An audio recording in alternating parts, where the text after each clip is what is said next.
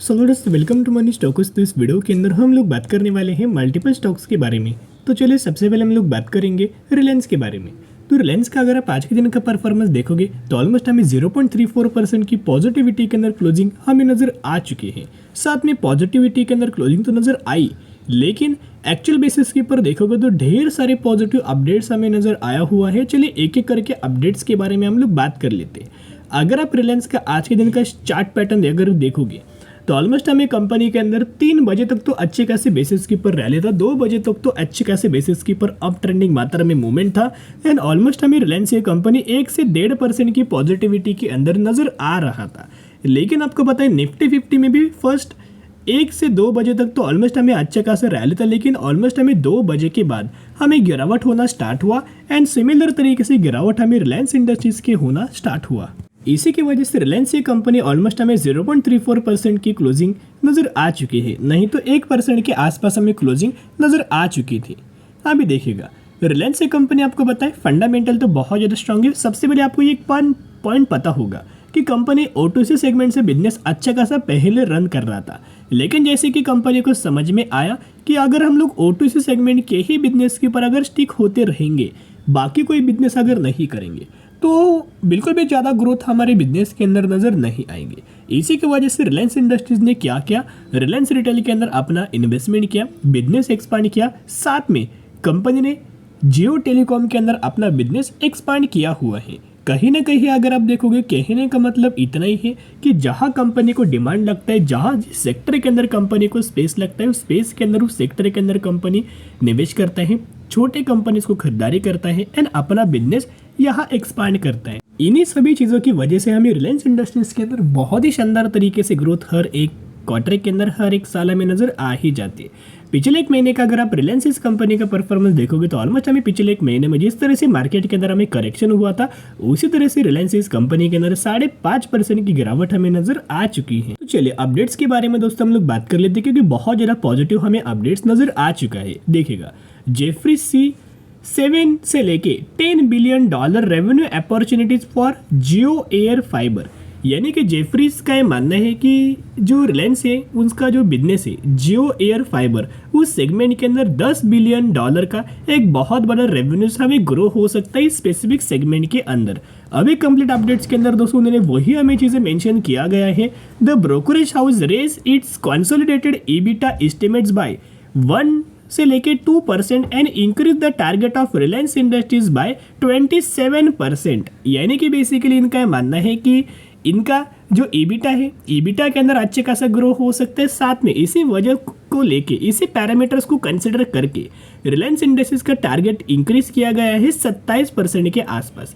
यानी कि कहीं ना कहीं 3000 रुपीज़ का टारगेट रिलायंस इंडस्ट्रीज का हमें दिया गया है जेफरीज के द्वारा। इनका मानना है कि यह टारगेट बहुत ही जल्द, बहुत ही आसानी से कंपनी अचीव कर पाएगी। और अगर आप कंप्लीट न्यूज के अंदर दोस्तों या अगर आप देखोगे, Jefferies India has projected a significant revenue potential of 7 से लेके $10 billion for air Jio air fibre. This estimate is based on the prospect of promoting broadband adoption, particularly among the 85 million pay TV household that currently lack internet access, considering 10 million subscriber with a monthly average revenue per user यानी कि ARPU of rupees 500 से लेके 700, यानी कि इनका monthly जो पे user से 500 से लेके 700 के आसपास हमें नजर आया हुआ है। एंड सब्सक्राइबर अगर आप देखोगे इनका तो 10 मिलियन सब्सक्राइबर हमें करंटली मंथली दोस्तों इतना ह्यूज अमाउंट ऑफ पे करता है। इन्हीं सभी पैरामीटर्स को कंसिडर करके इनका मानना है कि जो जियो एयर फाइबर है उसका 7 से लेके $10 बिलियन का अच्छे खासे रेवेन्यूज हम लोग जनरेट कर पाएंगे। तो बहुत ही अच्छी खासी, बहुत ही पॉजिटिव हमें खबर नजर आ रही है। जिस तरह से द्वारा जेफरीज के द्वारा हमें टारगेट 3000 रुपीज़ का रिलायंस इस कंपनी के अंदर दिया गया है, उसी तरह से नोमोरा ब्रोकरेज फर्म के द्वारा भी आईसीआईसीआई बैंक के अंदर, एक्सिस बैंक के अंदर, एलएनटी के अंदर, रिलायंस के अंदर, आईटीसी के अंदर एंड मेडप्लस के अंदर हमें बाइंग रिकमेंडेशन दिया गया है। एंड साथ में जो टारगेट प्राइस दिया गया है रिलायंस का भी ऑलमोस्ट 3000 रुपीज़ का टारगेट हमें रिलायंस इस कंपनी के अंदर भी दिया गया है। तो दोस्तों बाय ऑन स्ट्रेटेजी अप्लाई करके रिलायंस जैसे फंडामेंटल स्ट्रॉन्ग कंपनी को लंबे समय के लिए होल्ड करना। अभी हम बात करने वाले हैं टाटा पावर के बारे में। जैसे कि टाटा पावर के अंदर हर एक दिन बहुत बड़ी बड़ी खबर हमें आ रही है। आज के दिन ऑलमोस्ट हमें 50,000 करोड़ के आसपास बहुत बड़ा हमें एक खबर आया हुआ है।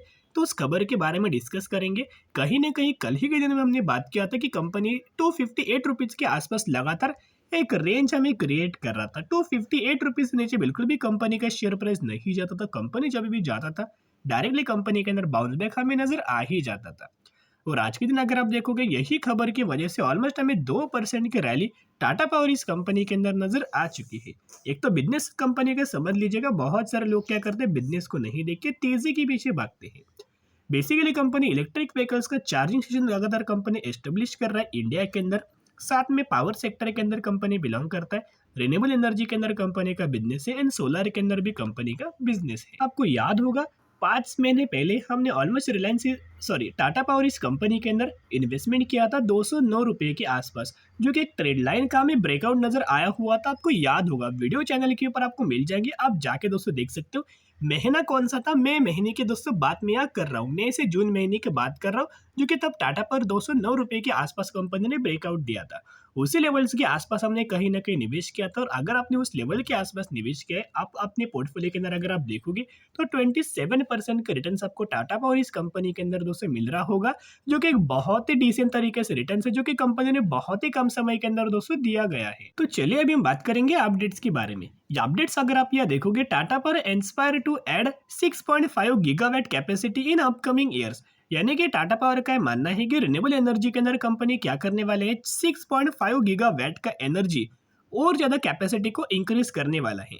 कैपेसिटी को दोस्तों इंक्रीज करेगा तो कंपनी का रेवेन्यूज बढ़ेगा, कंपनी का नेट प्रॉफिट बढ़ेगा। तो अपकमिंग ईयर्स ये मेंशन किया है कि टाटा पावर क्या करने वाला है। जो टाटा पावर की एक सब्सिडरी कंपनी है, Tata power renewable energy limited, तो इस कंपनी से अंदर हमें अपडेट्स आया जो कि कंपनी 6.5 गीगावाट एनर्जी कैपेसिटी बढ़ाने वाला है 2 सालों के अंदर। एंड साथ में ये अगर आप कैपेसिटी देखोगे तो 50,000 करोड़ के आसपास बहुत बड़ा दोस्तों इन्वेस्टमेंट के बारे में कंपनी सोच रहा है। तो आप समझ सकते हो इतना ह्यूज अमाउंट ऑफ कंपनी अगर इन्वेस्टमेंट के बारे में सोच रहा है, तो इन सेगमेंट रिगार्डिंग, इन सब्जेक्ट रिगार्डिंग भी आने वाले सालों में टाटा पावर को बहुत ही अच्छा खासा में बेनिफिट नजर आ सकता है। और एक खबर के बारे में दोस्तों कल के दिन हमने डिस्कस किया था, एक खबर मैंने आपके साथ कल के दिन शेयर किया हुआ था कि जो एनटीपीसी है, वो एनटीपीसी ने क्या किया है, एक बहुत बड़ा प्रोजेक्ट दोस्तों अनाउंसमेंट किया गया है सोलर एंड विंड प्रोजेक्ट्स का, जिसका कैपेसिटी 2750 मेगावाट की है।